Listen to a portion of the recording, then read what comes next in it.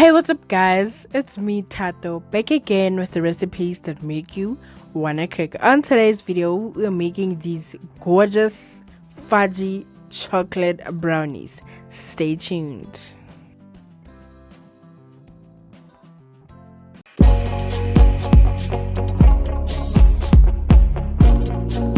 Let's get started, guys, and as usual I will leave all the ingredients in the description box down below. Now in my bowl I have 120 grams of sweet milk chocolate and 120 grams of dark chocolate. I'm gonna add 125 grams of butter or margarine, pop it in the microwave and melt it for about a minute. Even if you have a little bit of chocolate lumps in there, that's okay. And now I'm going to prepare my baking dish with some cooking spray. I'm just gonna make a thin layer of the cooking spray so that I'm gonna add some baking paper so that the baking paper sticks to the pan, sorry, and it is able to stick and not move. Alternatively, you can use just a little bit of melted butter and smear it on your dish. Okay, chocolate brownies give a better result when you're using baking paper, so it's highly recommended, but if you don't have one, it's okay. Just make sure you have a lot of grease on your pan so that it doesn't stick.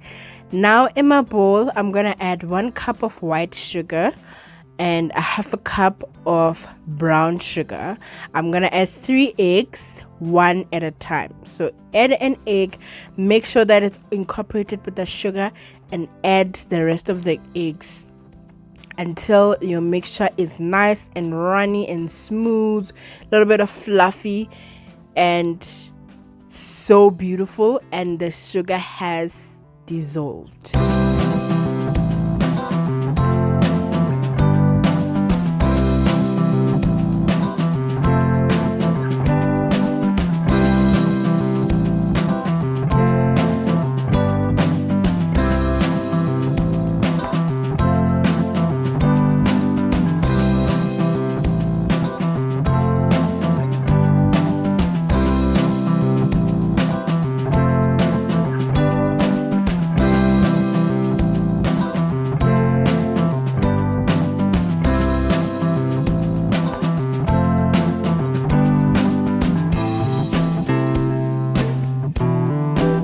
How it should look, a little bit foamy like that. Then I'm gonna go ahead and add a teaspoon of vanilla essence.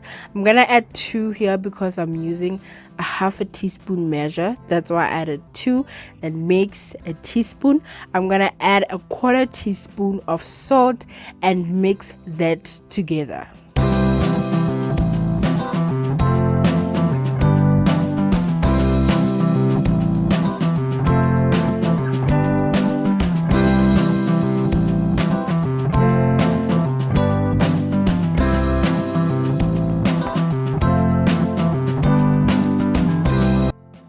Now my chocolate mixture has cooled. I'm gonna add it to the sugar and egg mixture and mix it in.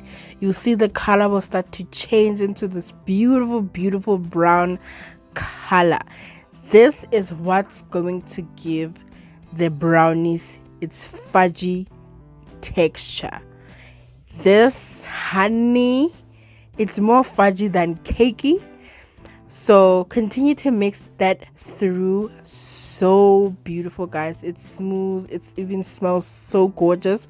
If you want to kind of just add a little bit of maybe a tablespoon or 2 of coffee, fermented coffee, then you want to go ahead and sift half a cup of flour and a 1/4 cup of cocoa powder. Now if you want it a little more fudgy, like I'm doing, add a half a cup of flour.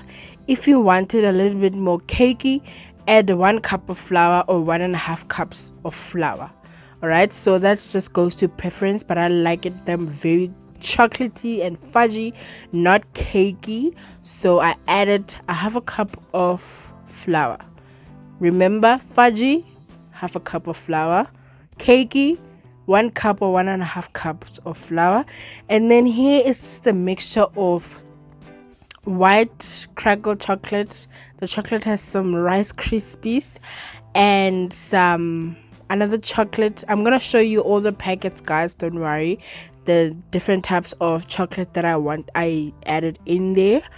I added white chocolate because once it's melted down, it's going to give it that marble color, it's gonna differentiate between the brown and the white honey. It's so gorgeous. The other chocolate has some nuts. So these are the chocolate balls that I have that have those biscuit interior. And this is the coconut and cashew nuts and the Milky Bar crackle with the Rice Krispies. So this combination is just so beautiful, guys. The chocolate will melt in there and the nuts will remain so it can bite through. The white chocolate won't melt all the way through. It's gonna create this beautiful marble inside when you cut through them, like you saw on the thumbnail. That's why you click on this picture, honey. Okay. So transfer it into your baking tin and smooth it out. Make sure that it's even on top.